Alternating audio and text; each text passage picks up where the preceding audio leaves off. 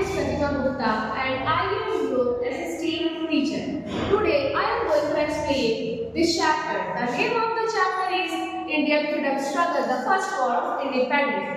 जैसा कि हमने प्रीवियस क्लास में इंडियन फ्रीडम स्ट्रगल के बारे में पढ़ा था और उसमें ये पढ़ा था कि हमारे देश के भारतीय यानी कि इंडियन फ्रीडम पाने के लिए यानी अपने देश को स्वतंत्र कराने के लिए ब्रिटिश से उन्होंने क्या क्या किया, कौन कौन से स्ट्रगल किए, क्या क्या योगदानें रही उनकी, हमें वो जाना। लेकिन आज की क्लास में हम पढ़ेंगे the first war of independence यानी कि स्वतंत्रता पाने के लिए पहली लड़ाई किसने की, कब की, उसका क्या परिणाम हुआ, हम ये जानेंगे। तो सबसे पहला नाम आता है मंगल पांडे।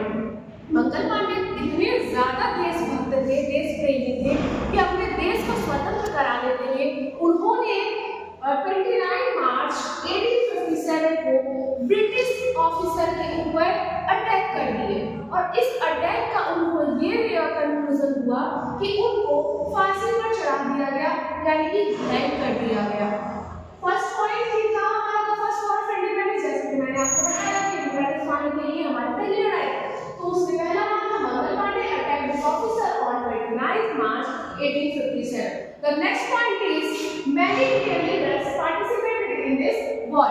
यानी कि जब मंगल पांडे ने एक मोर्चा की शुरुआत की उस टाइम और जो देशभक्त थे यानी देश के हमारे और लीडर थे, कुछ राजाएं थी, रानियां थी, उनके अंदर भी देश प्रेम जागा और वो भी सोचे जब मंगल पांडे कर सकते हैं, अपने लाइफ को सेक्रीफाइस कर सकते हैं, तो हम क्यों नहीं। उस time Bahadur Shah Zafar, Nana Saheb, Tatya Tope, Rani Lakshmibai of Jhansi, इन लोगों ने भी इस लड़ाई में पार्टिसिपेट किया। लेकिन निष्कर्ष यही निकला कि ये लोग उनसे हार गए, किनसे, ब्रिटिश से। वो इसलिए हार गए क्योंकि उस टाइम तक ब्रिटिश बहुत ही ज्यादा पावरफुल हमारे देश भारत के बन चुके थे।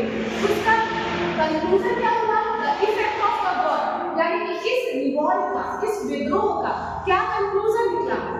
इसका कंक्लूजन ये हुआ कि इन 1859 में Britishers to control all over the country यानी कि 1859 में ब्रिटिशर ने हमारे देश भारत को पूरी तरीके से अपना बना लिया और अपना इस पर कंट्रोल कर लिया, कब्जा बना लिया।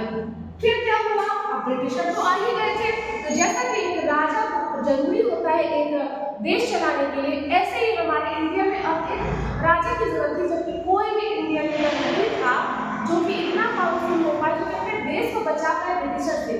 उस टाइम उन्होंने अपनी रानी यानी कि क्वीन विक्टोरिया को 1877 में हमारे देश भारत में बुलाया और यहाँ की रानी के रूप में अपना लिया।